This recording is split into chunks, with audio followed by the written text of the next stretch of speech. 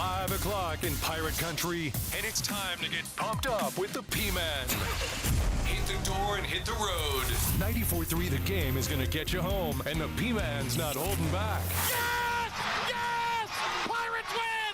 Pirates win! Bring on the Patrick Johnson Show on 94.3 The Game. Holy mackerel! Oh, my goodness! The flagship station of the ECU Pirates. All right, welcome in. Hello again, everybody. Patrick Johnson saying hello to you this afternoon on the Patrick Johnson Show. Nice to have you along on this Monday after the Masters.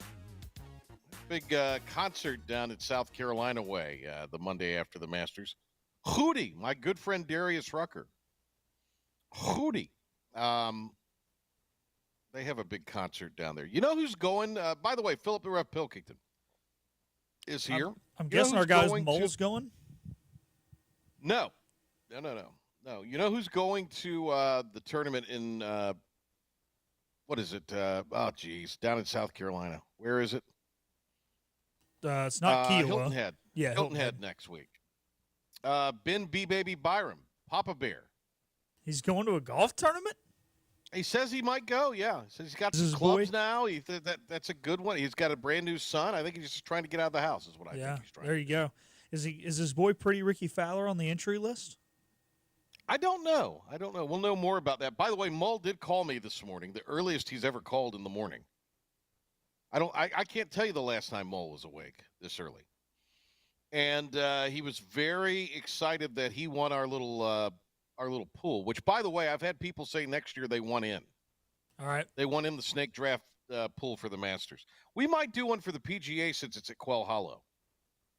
I'd be down. Also, I hopefully with these next tournaments, I can be a little better at calculating them up right after the rounds. I do apologize to you and Mole for me being a little, MIA this weekend, but I was so busy this weekend with baseball and everything. Very busy, very busy. Mole doubled me up. Mole won at 31 under. Pilk was second at 20 under. I got 15 under with my guys that I picked. But forced to take Rory McIlroy, I won it all. I don't know what I get for that. Maybe we should come up with a trophy. Me Rory, and Mole both owe you $10. I know that.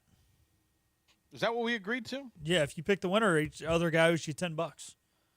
Okay. So, but I do owe a public apology to Patrick and everybody else that I said that when I came out on Wednesday, and said that Vegas builds hotels on suckers like you, pick Roy.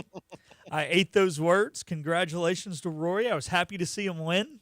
I'm ticked that I have to Venmo Patrick $10. But other than that, I was happy to see a well-deserved Grand Slam champion, the sixth to ever do it. See, well-deserved. You know, I was surprised Arnie never did it. He apparently couldn't win the PGA. Yeah. And that kind of gutted him because his dad was, a PGA member, PGA professional. So that kind of gutted him a little bit. It's so weird. So, when Roy kind of started to blow up, my dad and I were kind of talking about that. It was like, man, there's so many of these guys. There's one tournament that they just can't get a grasp on. For Rory, for so long, it was the Masters. Obviously, for Phil, it's the U.S. Open. You mentioned Arnie with the PGA. And it's just amazing how many – and it's not like, oh, you didn't win it. It's like Phil's finished second how many times? Right. Rory almost blew it when he had the Sunday lead. Like, it's not like it's like, oh, man, well, I just go out there and don't play well. I finished tied for 37th. Like, no. Like, I mean, these guys, they've had it right there in their grasp and haven't been able to do it, and Rory finally did. Not going to lie, when he got his separation after 9, because it took him 3 hours to play the front 9. Which worked out because Charlotte's coach wanted to change pitchers every, 2 batters. So I watched a little baseball, but then I started in on White Lotus. I wasn't going to sit there and watch Rory win. He's a real turnoff to me. I don't know what it is. I think it's just all of this. Well, I had no choice. That was not a person. I was picking with the mind, the best available option, not with the heart. Fair enough. This is what Rory had to say after. I'd like to start this press conference with a question myself. What are we all going to talk about next year? It's look, it's a dream come true. I've dreamt about that moment for as long as I can remember. I mentioned it out in the prize ceremony, but watching Tiger here in 1997 do what he did and winning his first green jacket, I think that inspired so many of my generation to want to emulate what he did. And there were points in my career where I didn't know if I would have this nice garment over my shoulders, but I didn't make it easy today. I certainly didn't make it easy. I was nervous. It was one of the toughest days I've ever had on the golf course. In a funny way, I feel like the double bogey at the first sort of settled my nerves. And it's funny, walking to the second tee, the first thing that popped into my head was John Ram a couple of years ago making double and going on to win. So, at least my mind was in the right place and was at least thinking positively about it. But just a complete roller coaster of a day. It was very tricky out there. It almost felt more like a U.S. Open than a Masters at some points, just with how firm and fast the greens got. But just really proud of how I bounced back from from the double on 1, from the double on 13. I don't know if any Masters champions had 4 doubles during the week, but maybe I'm the first. But yeah, just a complete roller coaster of emotions today, and honestly, what came out of me on the last green there in the playoff was, at least 11 years, if not 14 years of pent up emotion. Yeah, he looked relieved after, and good on him. I mean, at least being able to come through and win. I mean, he made it an adventure, of course. The other thing what's going to get lost in all of this is Justin Rose. What a class act. I didn't think he had, even though he had the 2-round lead, I didn't think he had the slightest chance at all of winning anything. But he just conducted himself with such class. And, I mean, put himself in a position at the end to get it done. He did. He really played great the first 2 days. Didn't have, maybe what you needed on the weekend, but just like you said, the class, the way he acted towards Rory there on the 18th green and his interview after, it just shows you the respect that he has for the game and for, he said he wanted to be the bad guy, but he understood what a career Grand Slam means for the game of golf. And I think if you're Rose, you never want to lose that way, but if you're going to lose in the way you did, at least say, hey, the guy who beat me finished the career Grand Slam, made history, did something only 5 guys before him had done, as opposed to losing to a guy who's a jerk, a guy who was lucky to be there, anything like that. I mean, those guys, I think they get along pretty well. Obviously, they're both from the same area-ish in the world.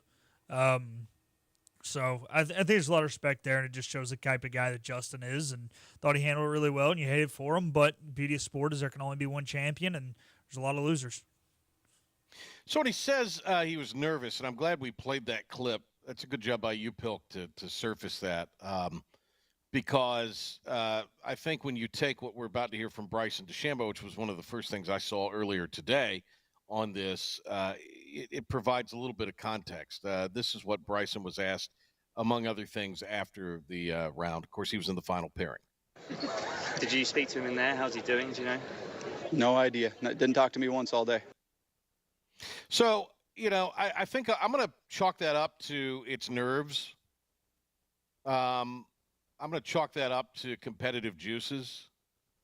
Guys don't sometimes talk a whole lot. Sometimes they do. I do think Rory's got this thing for the live guys that is a little bizarre. I think he's got a lot of misplaced anger towards those guys who basically have allowed him to make a ton of money since 2019, a ton of money. And he's even admitted as much. So maybe now that he's won this Masters, he's got that pressure on him. It seems like his personal life is back on track. He announced he was going to leave his wife after Quail Hollow, winning there last year, and then they reconciled. So maybe he's going to be a little more of an elder statesman now. I don't know. I get people are uber competitive, but you can always do things with class. You Not can. so And sure how Rory. I mean, he's come across in this whole live thing to me as whiny. yeah, he kind of has. I know there's been drama, and so was the lack of talking to Bryson something to do with that? Yeah, potentially. But you've heard of guys who've been paired together, or grouped together the first 2 days, and they talk about how much they spoke and kind of hung out, and then it was like, yeah, then we randomly got paired together, either whether it be Saturday or Sunday, and we didn't say two words to each other except for hello and goodbye. I mean, So yeah, it happens. it's It like happens. you said, it's Sunday, a shot to win the green jacket. It's going to be a lot different. I do think if Bryson said, "Hey, on Thursday and Friday we played 2 days together," and if they would have been in the same grouping and he didn't say two words to me, then maybe you're having a little bit different conversation right now, because it's such a those days are so long, and there's three of you. And again, at the end of the day, you can lose the tournament that day, but you're sure as hell not going to win it that day. But Sunday's the day you win it, and you got to be laser focused. And obviously, especially with the way his day started out with a double there at the first, he takes a double later in the round. He wasn't laser focused, or he didn't play his best golf. And we've obviously seen him play better, but played good enough to get in the playoff, and played good enough in the playoff to win his green jacket. So. Shifting gears, good to see both baseball and softball win to salvage the series this weekend on the road. Softball getting a victory at Wichita State. It was Emma Jackson with the game-winning homer in extra innings. And then congrats to Cliff Godwin and the Pirates for coming up with a win in Game 3 at Charlotte on Saturday, and did it in pretty resounding fashion. Pilk, what did we learn this weekend? You went to all three games. What have we learned this weekend about the baseball team? I think we learned that the team we saw last weekend, the team we saw Tuesday, I think is a thing of the past. There's a lot, Friday, I think that team was still there. Saturday, there was just a lot of energy in the dugout. And when they lost Saturday, instead of looking ticked off at the world, ticked off at each other, ticked off at themselves, they looked more sad, man. They all just kind of looked like, for lack of a better term, that their puppy had just died. It was, hey, we finally played a good baseball game, and, the things didn't go our way. There was so much energy leading into the game yesterday. There was energy in the dugout prior to. You could tell it in warm-ups. There was extra juice. And so I think this team's back to believing. And, we've known the talent is there. It's a matter of putting it all together, playing complete baseball games, but it's also a matter of believing in yourself, believing in the guys around you. And I think that's what it's been lacking a little bit. At least, it's kind of what CG has kind of hinted at in some of our interviews with him. But I think it's back. Talked to a few of the guys after the game, and, man, they looked so relieved. And I think that says a lot. They're going to be in a good spot. They're going to put themselves in position when it comes to Clearwater. It's just a matter of executing when you get there. So let me ask you this, Pilk. You were in Charlotte this week, and obviously the minor league park is a really nice setup. It's been probably 20 years since I've been to the Charlotte ballpark, maybe more than that. What was that like? Well, obviously the one you went to was not that one. Or you're talking about the Charlotte. Wait, you're saying that since you've been the to 49ers. The okay. On, yeah, that is the campus, same one on yeah. campus. Yeah. Yeah. It's their lower deck is all fold out seats the way ours are with purple. Up top, it's kind of the same setup as ours, the bleacher style. It's just a smaller version. You kind of have some standing room down both lines. It's clean, it's nice, it's new, but it's small. They're not going to host a regional there or anything. But the nice thing about being small is you get the 49er fans and the opposing fans within shouting distance of each other. And some shouting took place, and some words that I cannot repeat on radio took place, and it made it for a fun series. I was talking about it with Sean Jenkins this morning. It's kind of annoying, but then you realize it's a matter of respect when teams treat you the way they do, because they get up extra for you, and that shows to what you've done in the past. They're not getting up when, FAU comes to town like this and acting like butts, but when we show up, they will, and that's a matter of, respect to Cliff Godwin and the program and what they have accomplished, in his tenure here at East Carolina. Did they feed you? No. They actually, so I talked to their SID, and he said that they are really strict on budget, and they do not even those guys do not even get free water We got fed good at the 49er or at the Knights Stadium, but we had to buy our own water. It was there's no room for a cooler up there in their press box. I was in like a fold-out table on the concourse, which kind of stunk. But then also I got to talk to a lot of people. Got to meet Ethan and Connor Norby's dad.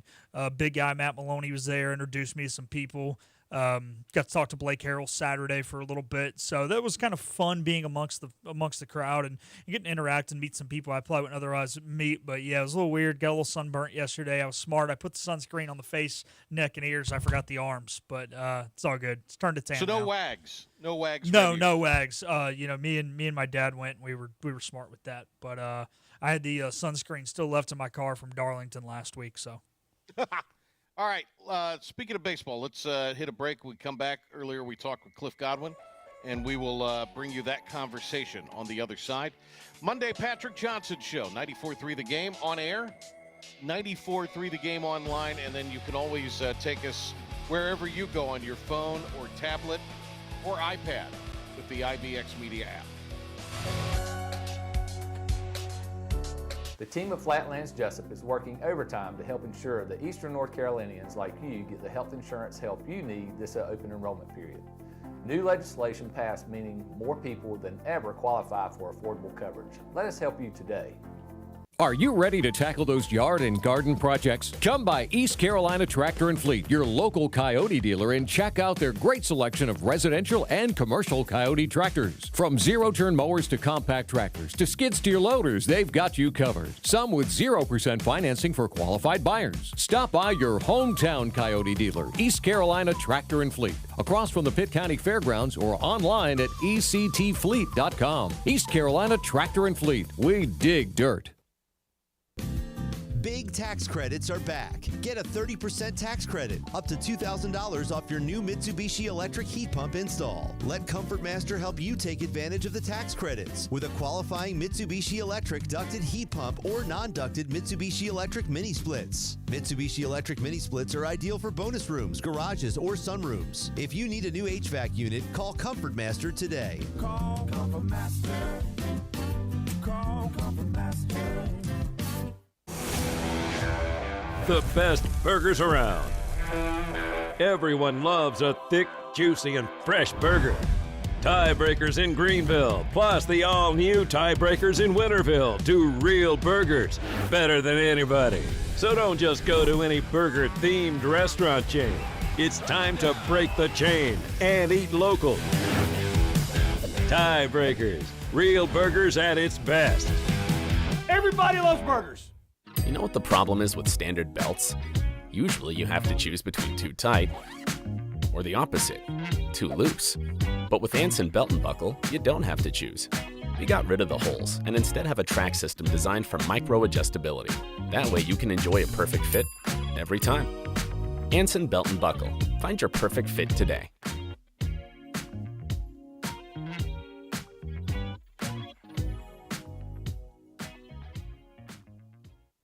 Healthwise Pharmacy rounds the bases with all of your infusion, retail, compounding, and medical equipment needs. Locally owned and operated by pharmacist Marcy Parker, Healthwise has grown to be your most trusted provider for infusion services. Currently providing in-home or on-site infusions in North Carolina, South Carolina, and Virginia. Visit Healthwise Pharmacy at 615B South Memorial Drive or call 252-295-0059 to speak to a patient service representative to find the option that best suits your needs.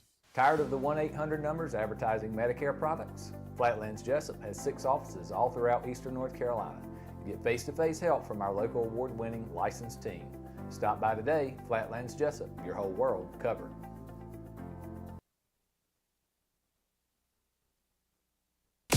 We are Riding shotgun with you on the drive home. It's go time. This is the Patrick Johnson Show on 94.3 The Game.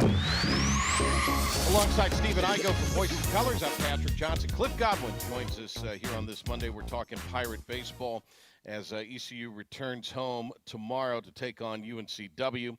And we will talk about the games in Charlotte and NC State with Coach. Congratulations, Cliff. Victory yesterday for your guys.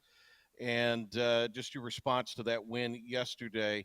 After Saturday came out and played really well, just didn't tip your way that night. Yeah, I mean, look, it's been a tough run, man. When you have won as much as we have here, and you got kids in the locker room that have been on our team before, but you got a lot of young guys and new guys that have not. And when you play in a place like East Carolina and the season's not going like you want it to go, there's a lot of external noise, so to speak, media, disgruntled fans, everything. So I don't envy our guys and the world they live in. I'm glad when I played, I did not have to go through that because I probably would have done something that I would have regretted at some point in time. But I know this, that we work our tails off. Sometimes it looks like we haven't coached our guys well, but that's not the case. We're learning ourselves as we go, so to speak. And, some days it looks unbelievable, like yesterday and on Rice, at Rice on Sunday or at UNCW. I mean, when we play as a connected unit offensively and throw strikes and get ahead of hitters, I mean, we can beat anybody in the country. When we don't do that, we can lose to anybody in the country. So, but I'm definitely proud of the way our guys responded yesterday, because it would have been very easy to just be the woe is me. I mean, I thought Walker Barron in the first inning getting that big, 2-out hit and scoring 3 runs. I thought that was a big boost of just confidence for our guys. And you could see it in Walker's eyes yesterday. He was dialed in, wanted to win as he has, all year. And, there were other guys, Kobe Wallace, I thought was dialed in. Jack Heron was dialed in. Even Austin Irby, I could see it in his eyes, man, he just wanted to win. So that's good to see. And we just got to continue to build on that. With Barron, and we've talked about him throughout the year, it's a position you played. It's a position you obviously have a lot of intricate knowledge about. He's played it at a very high level defensively, and to see him come through yesterday and be as productive as he was offensively, I think just also speaks to the fact that this is a guy who, even up until recently, he would carry. He's a guy that fell off a lot of pitches, carrying a bat into double-digit pitches. We've seen him do it multiple times. I mean, what a fantastic year he is having, and I don't think people perhaps understand, the amount of wear and tear that goes into, at this point in the season, a guy who's logged as many innings as he has behind the plate. For sure. And I mean, he's not the biggest guy on the planet for sure. So, we went into the season. He knew he was going to have a big workload. I think at times it has worn on him physically and mentally, but he definitely didn't show it yesterday. And, he's caught really good at times. Sometimes he hasn't been perfect, but I will say this, he has been engaged in trying to help us win every single day. For the most part, he's been very consistent with that. And that's the thing that has made me most proud of what Walker has done this year, is he has just wanted to win, find ways to win for the team. And really, when you can do that, as Connor Norby and I were texting each other, he goes, my last year, I finally figured out that if I show up and just worry about winning and stop looking at the scoreboard, what my individual stats are, he goes, everybody wants good stats, but when you really focus on the team winning, normally you get what you want individually. And that's what this group's got to continue to dial in on, especially on the offensive side. Cliff, what's something that Walker Barron has done as a catcher, or something that maybe you have imparted some knowledge on him that he's picked up that wouldn't be recognizable, to the average fan, or sort of more than meets the eye? I would say he's done a really good job on most days not taking his offense to defense or vice versa. Although Friday night, and I got on him, and but he had a pass ball in the first inning against Charlotte on Friday night, and then he took it to the plate. And when we do that, and it's not just him, I mean, it's not good for anybody. I mean, our motto is win today, what's important now, but you have to stay in the present moment. I mean, baseball is a tough sport. It's a game of failure. You're going to make mistakes, but you can't take it to the offensive side of the ball if you make a mistake on the defensive side. Visiting with Cliff Godwin on this Monday. Patrick Johnson and myself, Stephen Igo here. Coach, I wanted to ask about a couple of guys in particular, just John Collins and Kobe Wallace. Obviously, they homered during the Sunday game, but I just noticed, especially when JC, when he pinch hits, he goes up there with intent to do damage. And I mean, look, he can sometimes, if he gets fooled, he can have a bad swing, but he's getting off his A swing. Colby early in at bats, getting off his A swing. Just, is that something that other guys can learn from. I don't know, in the lineup. It's just 'cause those guys go up there to me with the intent to really do some damage when they're swinging early. Well, obviously, Big John. I mean, look, he's always looking to do damage. And yesterday he went up there, and the first pitch he saw was a changeup, and it was a little bit elevated. He rocketed it. It made me look like a genius. I'm sure there's been a lot of naysayers and second guessers this season because it hasn't gone like we wanted it. But man, that was a hell of a move by Coach Godwin right there. 2 out, 2-run homer. But John is a great human first and foremost, and he's just been a breath of fresh air of just having a great experience here, pouring into our younger guys. And Colby, I had a conversation with him before yesterday. I was like, hey man, where's your eyesight when you're facing a right-hander and you see spin? He's like, kind of like my belly button. I said, well, you need to raise your eyes because I'm tired of watching you chase sliders down in the dirt. And really that was the message yesterday, that we've got to make adjustments pitch to pitch and not keep doing the same thing over and over again. And for the most part yesterday, we made them do something different. I mean, if you look at Charlotte's pitching percentages, they throw a lot more off speed than fastballs. Well, that's not normal in college baseball. So you have to have a good plan. And really for the first 2 games, we did not do a good job of that. And I said, we can do a good job of that because we've done it. I mean, we did a good job against Beard for 3 innings. I mean, he's one of the best pitchers in the conference. I said, but it takes all of us to have that mentality. But for sure, Big John and Colby provide some power in our lineup. And I mean, there's other guys too, but we want them all to get off their ace swing within what approach we're taking until 2 strikes. And then it's to get in there and compete, foul off pitches, and just try to move the baseball. Sean Jenkins was incredible yesterday, coach, out of the bullpen, and we've been talking about it. I mean, he's been trending upward for a while now, and I think you said after the game, he's back, he looks back. Just your assessment on Sean Jenkins on Sunday. Man, he was awesome, dude. And there was some chatter. Charlotte hasn't had a history of beating us, so they were feeling really good about themselves. But I tell you what, Sean Jenkins, he silenced them, and I loved it. It was awesome. And, man, he was showing some competitive fire, going after their guys. And, he was able to locate his fastball. Slider was really good. And, we weren't expecting him to go that long for sure. And, man, he wanted the ball, and he wanted to close the game out, and it was awesome. Coach, I wanted to ask, you touched earlier on the players going through some difficult times. Just you guys as a staff, look, you aren't used to losing this many games as well, especially going through a stretch you guys went through these past 2 weeks. So how are you guys hanging in there as a staff? And I'm sure getting a win Sunday had to be a nice breath of fresh air going into a new week. Well, when we got back last night, I said to the coaches, man, it makes you appreciate winning a lot more when you have lost 6 in a row for sure. But I'm sure people have doubted. Look, there ain't no quitting in this group. Our staff, our players. Like, if you've known Cliff Godwin long enough, I'm not quitting. I'm not going anywhere. And adversity is a gift if you use it in the right way. Has it been fun? Hell no. Like, it's miserable. We work our ass off, man, to freaking put our guys in a position to play quality baseball. When it doesn't happen, you're self-reflecting. You're trying every possible thing that you can do. You're switching lineups, playing guys in different positions. You're trying to find a spark to just get the guys going. You're starting Brad Pruitt when he's been a reliever.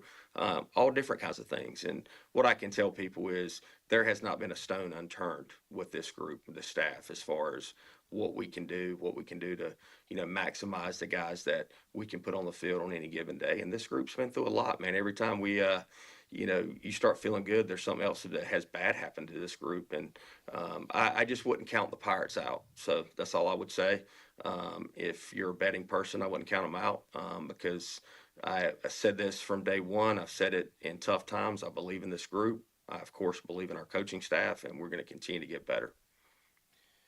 Last season left to be played. Cliff Godwin with Stephen Igo and myself here as we talk Pirate baseball. On Saturday, not the result you wanted, but it seemed like you squared a few more balls up. What was the difference in the approach and just overall the team from Friday to Saturday?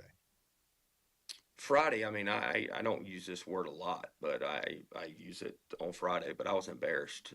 Look, I'm the leader of the group. If I had paid to watched the Pirates play, I would have wanted my money back. And they're just the competitive spirit was not there, and they had competitive spirit on Saturday, and the game challenged us in every way possible. I mean, the two freebies that Brad Pruitt gave up in the third inning, I think it was, well, they cost us, and he gave up a 2-out bases clearing double that ended up being the difference in the game. And I say that not because he gave up the runs, but anytime we make a mistake, on the baseball side of things, it's making us pay right now. And then, we have a ninth inning that we put together, and then we line out, and things we teach at practice is always you jab back on a line drive, and we didn't do that, and but we squared the ball up, and we end. It's an awful way, I mean, to end the game from the standpoint of, man, you're about to at least tie it up and go to extra innings, and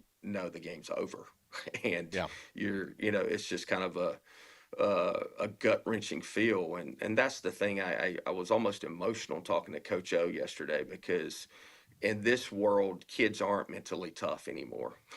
They just aren't. And for our guys to respond the way they did yesterday after losing 6 in a row and losing the way we did on Saturday, it would have been very easy for them to show up and just go through the motions again and lose again. And they didn't. They just kept fighting and scratching and clawing. And I really appreciate that. Coach, when you mentioned Jack Herring a little earlier, came in from Rollins out of Central Florida to your club. How did he get on your radar? Was he someone that you all had prior to him going to Rollins that you knew about? How did all that sort of transpire and he become a Pirate? He played for the Coastal Plain League team here in Greenville, and their coaches work our camps, and they said that he would be interested in coming to East Carolina, and Jeff went and saw him, and he's a switch hitter, has a little bit of power, and the thing I challenged him this week because everybody wants to play when things aren't going well, and we've had given a lot of guys different times, different opportunities, and nobody's really just taken the bull by the horns and said, hey, like, this is my spot. I'm going to, handle this position, whatever that may be, a DH or an outfield position. And just like Saturday, we were going to pinch hit him to face the righty, and he's a switch hitter to bring a lefty in, and the guy has reverse splits, which means that lefties actually hit him a little bit better than righties. And I just was kind of on the fence of what we were going to do, if we were going to go to another player. And I said, hey, Jack, can you hit this guy? He goes, Coach, I got this. I said, sounds good, brother. Let's go get him. And just the confidence in his voice. And it doesn't always work that way, but he was committed, that he knew that he was the right man for the right spot. And he, hit a double in the gap, and unfortunately we couldn't get the other two guys in that inning, but man, he was a huge spark for us, and he swung the bat well yesterday. I mean, he had a hit, and then he crushed a ball to left field that I don't know how their left fielder caught it. So he played really well for us this weekend. Braxton Trammell played some third for you in the game on Saturday, and I look back, you look kind of up and down this roster. You got a lot of guys that were high school infielders that are playing or have played the outfield very well.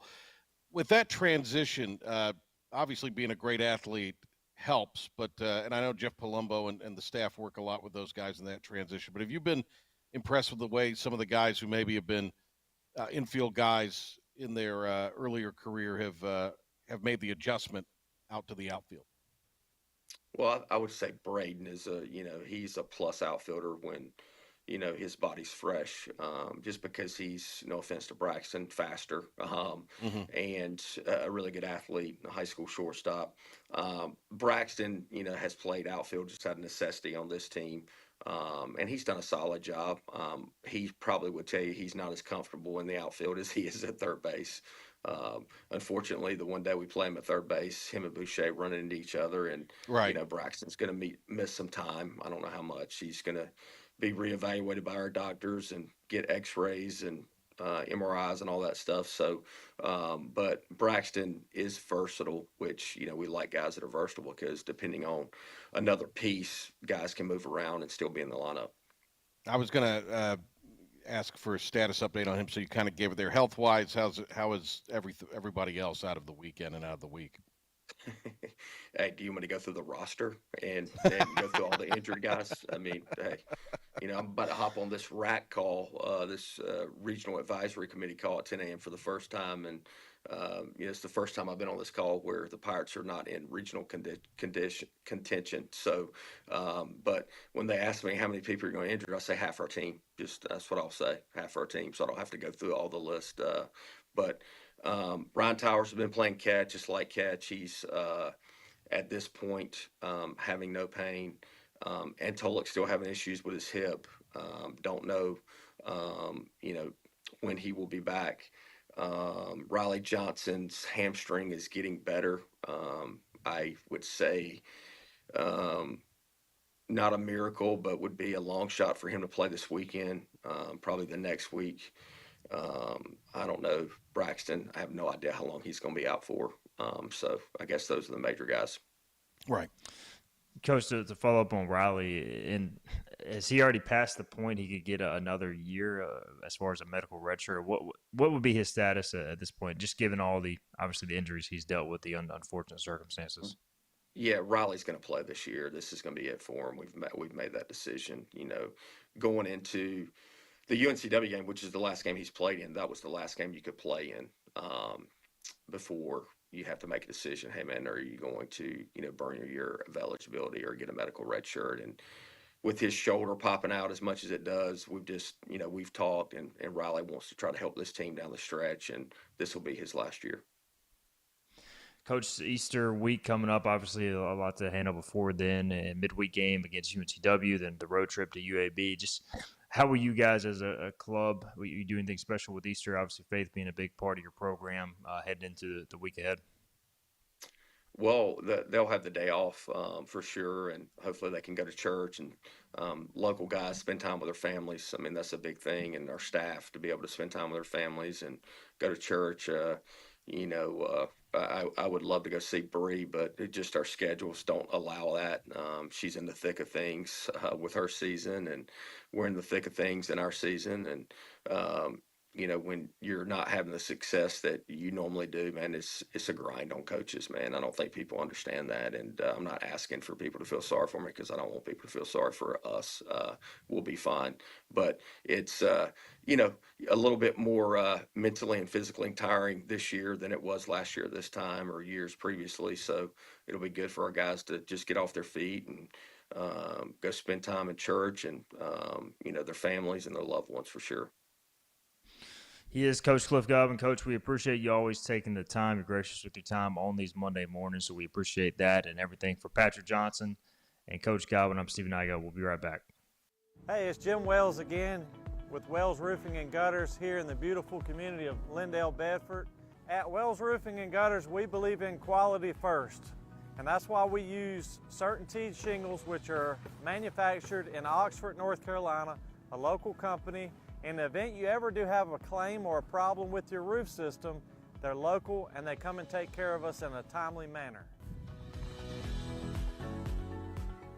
We could leave off some accessories and we could certainly save money, but we believe at Wells Roofing and Gutters in installing the correct way per manufacturer requirements, and we warranty your roof both in-house and also with our supplier, who is Certainteed. For a job Wells done, no shortcuts taken, and a good quality job on your home, give us a call today, 252-227-8403. We also offer financing, 12 months, no interest, no payments. This is about you, your family, and the health of all who live in Eastern North Carolina. This is about the transformation of a health system into something more powerful and more human. About creating new ways to treat disease and keep you well. This is about ECU Health, which is to say, it's really all about you. ECU Health. Minds, hearts, purpose. You have a choice when you invest in insurance, and when you choose First State Insurance Advisors, you're working with people you can trust. Clark Stallings has deep ties in the community. His team, including Keaton Smith, Regina Asby, Phil Leva, Max Joyner Jr., Max Joyner III, and Ginger Smith, provides knowledgeable and professional advice. First State Insurance Advisors is an independent insurance agency. They offer all types of personal insurance as well as various types for business. Call or email First State Insurance Advisors today. We want to be your trusted choice agency.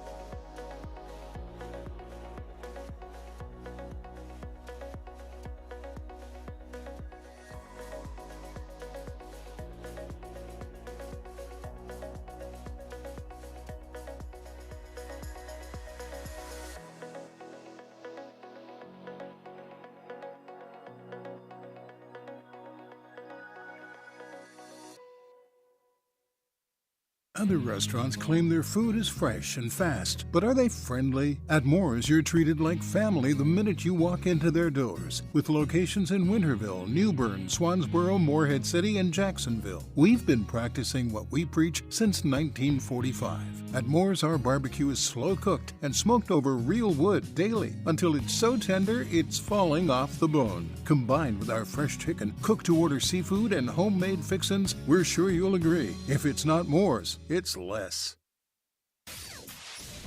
Philip Pilkings here with your 94.3 The Game Sports Flash Update and Pirate Report. This weekend, the baseball team lost 2 out of 3 to Charlotte. However, they did cap off the weekend with a big win yesterday, 12-4. They'll be back in action tomorrow night, and then they host the Seahawks of UNC Wilmington. You can hear it right here on 94.3 The Game with a 5:45 airtime. Softball will also be at home tomorrow. They're going to be hosting Campbell at 5 o'clock. Remember, admission is free all season long inside Max R. Joyner Family Stadium. They won Sunday as well against Wichita State in extra innings after an Emma Jackson home run on the top of the ninth. However, they did drop 2 out of 3 in that series.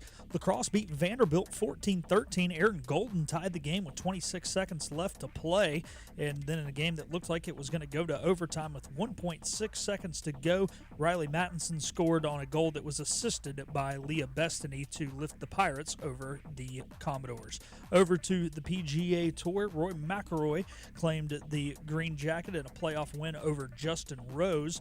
This completes the career Grand Slam for Roy. This is the 6th player in PGA history to do so. Kyle Larson dominated at Bristol, led majority of the laps there to grab his first win of the 2025 Cup Series season. And Team USA Baseball has announced that Aaron Judge will be the captain for next year's World Baseball Classic. That'll do it for your 94.3 The Game Sports Flash Update and Pirate Report. We're going to take our final timeout here on the Patrick Johnson Show, and we'll be back to wrap it up right after this. Your roof is a vital part of protecting your home and family from dangerous storms and hurricanes. At Assist Roofing, we install and maintain metal roofing that provides precise protection. Add value to your home while lowering utility costs with a fortified roof to last a lifetime. With 0% financing, grants, and Energy Star Green Roofing Tax Credit available. Call us to schedule a free consultation so you can weather any storm with confidence. Make every day electric on the Kawasaki Electro 20 electric balance bike. Maximize the fun with long run times, impressive top speed, and Kawasaki build quality. Easy adjustability and smooth handling make everyday riding more enjoyable. And the standard MTB type tires provide off-pavement capability. The Kawasaki Electro 20 is the electric balance bike that's built to rip. Go to Ron Ayers Motorsports, Memorial Drive north of the airport, Greenville. Your confidence makes everything look good. You see the world in vivid color, not black and white. Swing through your neighborhood Fantastic Sam's Cut in Color and let our experienced stylists take you from everyday to extraordinary. Fantastic Sam's hair salons are locally owned and operated. Our full-service salons are conveniently located in Goldsboro, Kinston, Greenville, New Bern, Jacksonville, and Calabash. Stop in today at Fantastic Sam's, where the possibilities are endless. Acre Station Meat Farm, along with Lane Angus Beef, bring you Farm to Fork Beef. Stock your freezers now with affordable beef boxes, just in time for the grilling season. Farm to Fork Beef brings quality local beef to your family. from your traditional butcher shop, Acre Station Meat Farm. Come on down to Acre Station Meat Farm and find out why we're #1 in fresh cuts and friendly service. Acre Station Meat Farm, Highway 32 North, Pinetown. If you are interested in living longer and living stronger, Eastern Physical and Lifestyle Medicine is accepting new patients for a limited time. Finding a caring physician can be a challenge. Dr. Billy Smith is board certified in physical medicine and lifestyle medicine and has been practicing in the area for many years. Call for an appointment now to Eastern Physical and Lifestyle Medicine, 252-364-1108 in Greenville. That number again is 252-364-1108. Looking for a great deal on a new Nissan? At Greenville Nissan, we've got a great selection of new Nissans for under $30,000. The stylish Nissan Sentra, offering top-notch fuel economy. The Nissan Altima, known for its comfort and technology. The Nissan Kicks, the perfect combination with its compact design and performance. The Nissan Versa, delivering incredible value without compromising on features. And don't forget the Nissan Rogue, an award winner for 10 years in a row. Drive it home just for $22 down and $349 a month. Visit GreenvilleNissan.com today. Greenville Nissan, where we drive to serve. And now, the stunning conclusion of the show. It's the P-Man here on 94.3 The Game.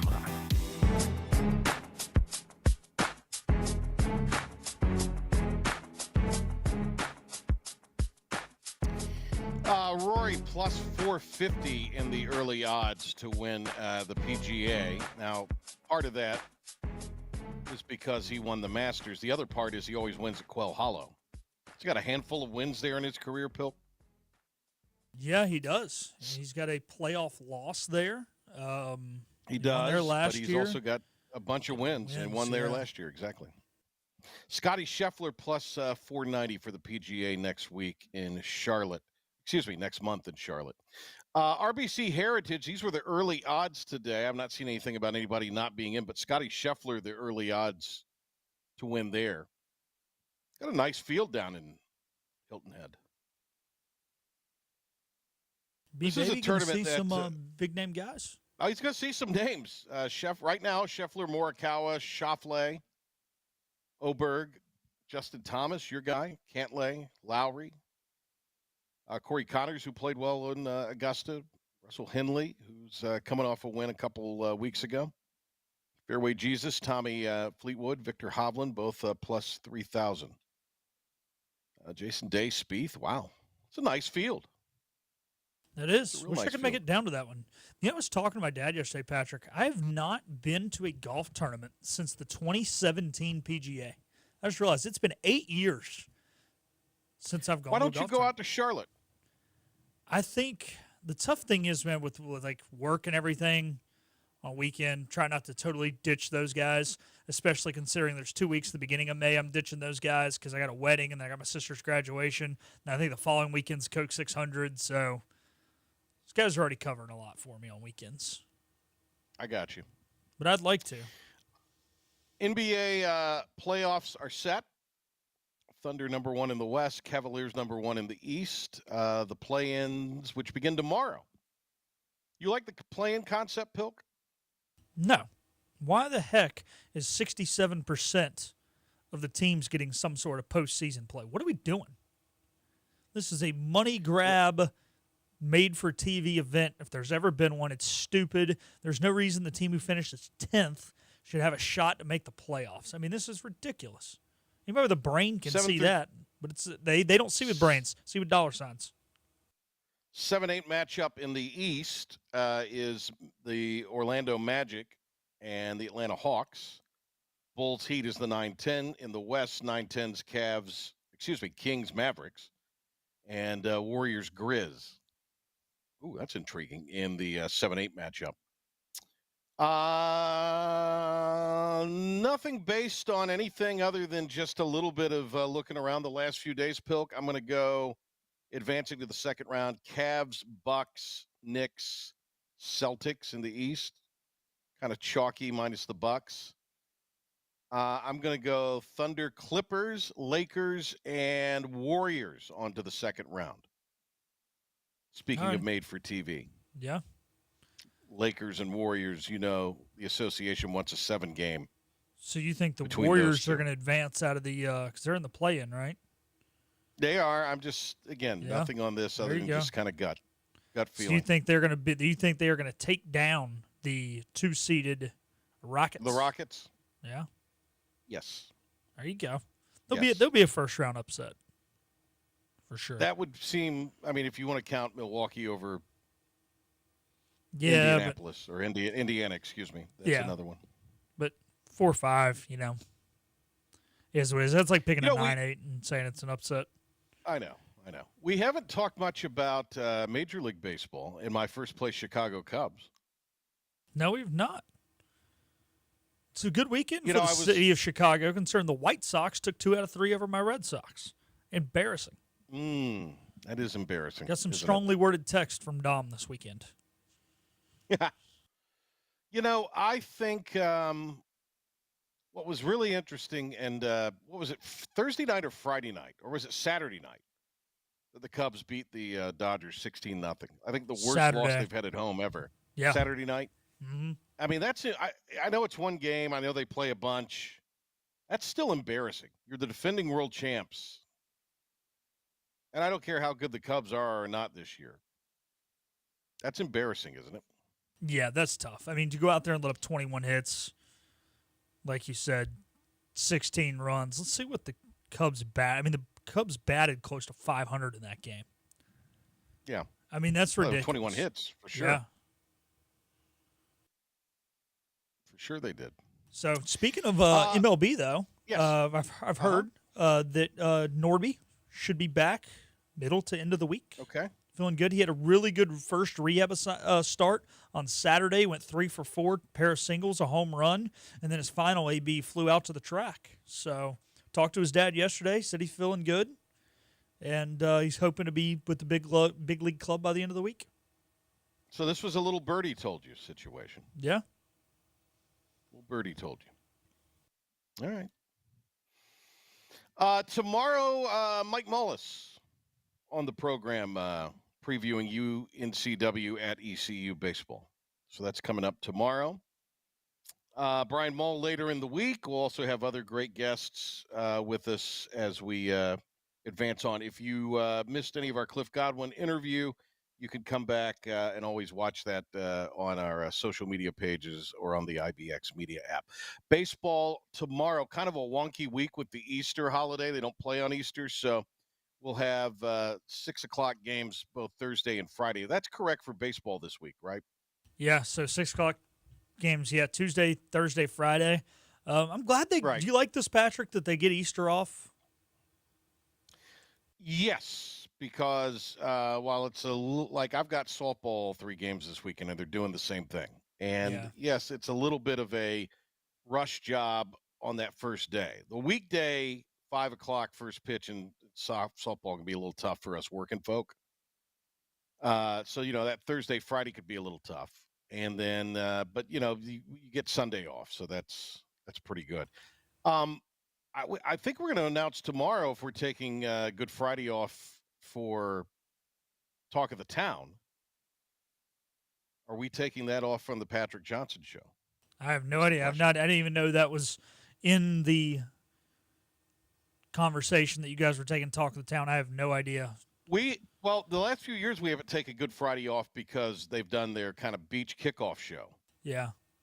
Down at Gaffer's, but I guess those folks are opening a new restaurant. So they're not going to be doing that this year. They're going to do it at a later time. So we may take Good Friday off. We may take Monday off. I like the Easter Monday idea, and here's why. It's Patriots Day. You got 11 a.m. baseball. It's a dual holiday. It's Easter Monday and Patriots Day. We got the marathon on. I'm ready. Marathon Monday. Go Red Sox. Getting our revenge on the White Sox this weekend.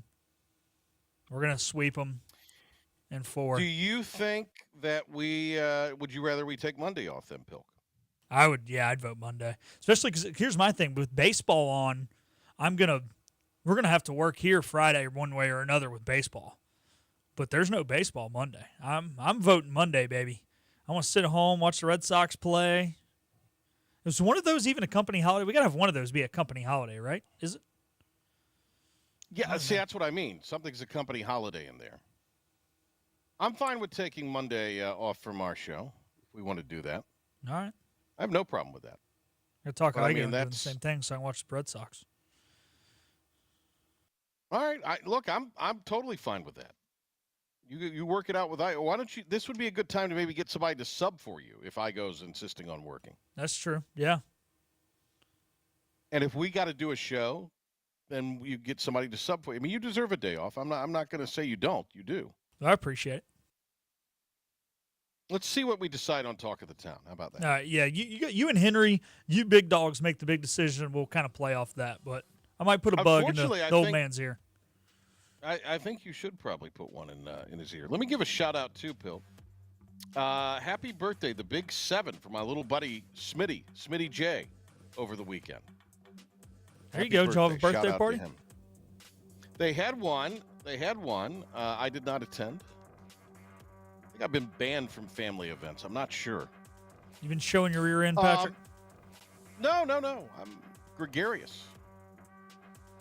I always bring good gifts for the kiddos. All right. It is. I got to see my niece, though, this weekend, so that was nice. All right. Hey, great show today. Thanks to Cliff Godwin, Stephen Igo, to Philip the Ref Pilkington. Back tomorrow, 5 o'clock, for a shortened edition of the Patrick Johnson Show. We're going to talk with Mike Mullis, preview East Carolina and UNCW, which they will meet for the third and final time this year tomorrow from Clark LeClaire Stadium.